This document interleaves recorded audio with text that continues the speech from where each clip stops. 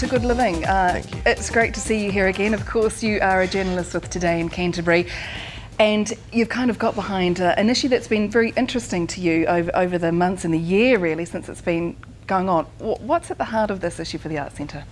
Well, in the middle of last year, the Arts Centre Trust Board released a plan that they wanted to build a new building on the Arts Centre, which I guess is an issue in itself. The university wants to come back to the Arts Centre. Now, obviously, it used to be the old university buildings, but they moved out in the late 70s. They want to come back to the Arts Centre and build a national conservatorium of music, so a place for music students to learn and perform. It'll have an auditorium, and they want it built on the car park between the Ducks Deluxe and the Florist on Worcester Street. Yes. So that's where they want to build it, and it's created a large amount of debate, I'd have to say.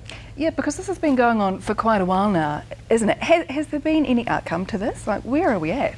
We've been through some pretty tense hearings at the City Council, because the City Council have come on board as a funder, so they will fund the building. They will lease the land off the Arts Centre Trust Board, fund the construction of the building, and then lease the building to the university. So it's quite a complex issue.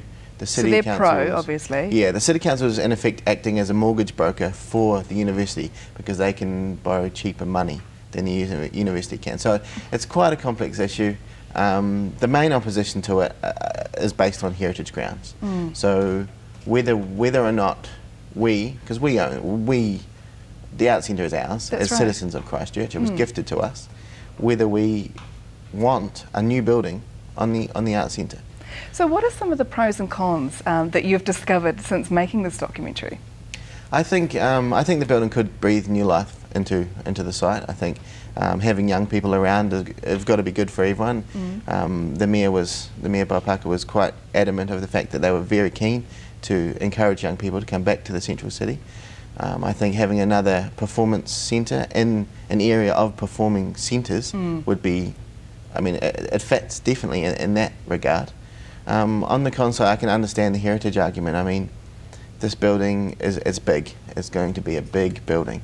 It's going to fill that site. It's going to be just over 5 metres from the Ducks Deluxe window on the oh my goodness, okay. on the eastern side. So there's going to be no getting away from it. You know? Yeah, it's a big building. Shall we take a look now at a little bit of clip of Out of Tune? Remember, this is inside the Arts Centre development debate, and it's happening on Sunday night. So here's a little bit of a look inside this documentary.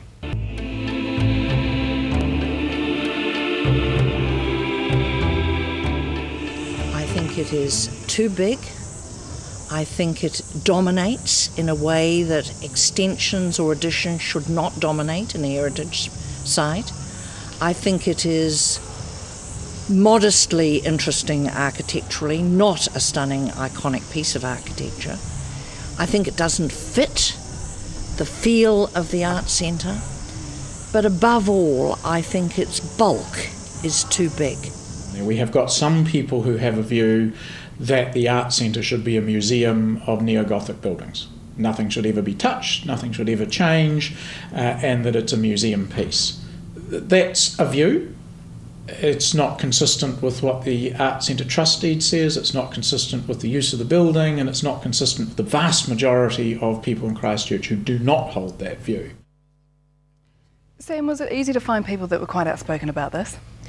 Yeah, there's a lot of intense feeling. Obviously, the City Council, the University and the Arts Centre Trust Board, and there's the main opposition, I'd say, which is they've created an organisation, Save Our Arts Centre, which is Dame Anne Herkis and Richard Sinke from the Ducks Deluxe. But there are also historians and heritage experts, and I mean, this has just gone through the resource consent hearings last week, so there's so much feeling there. It's turned into a bitter debate, and it's not ending anytime soon. Yeah, so what stage are we at now?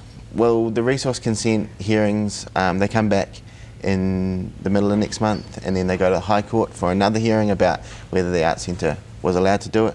So it could be years before we have an answer. Really? So this could be an ongoing issue for our city, which in itself is not good either, because we like to be on an even keel, and having something like that that's upsetting people is, Yeah, I mean, we have to answer this question once for all, and I think this will do it, whether we want to develop this site or whether we want it as a museum piece. And I think this will end up being the answer to that. Was it hard for you to remain unbiased while you were making this documentary? Because I know you've been so heavily involved in it. I think my opinion has changed a number of times. Every person I talk to changes my opinion, so I think I'm quite balanced now.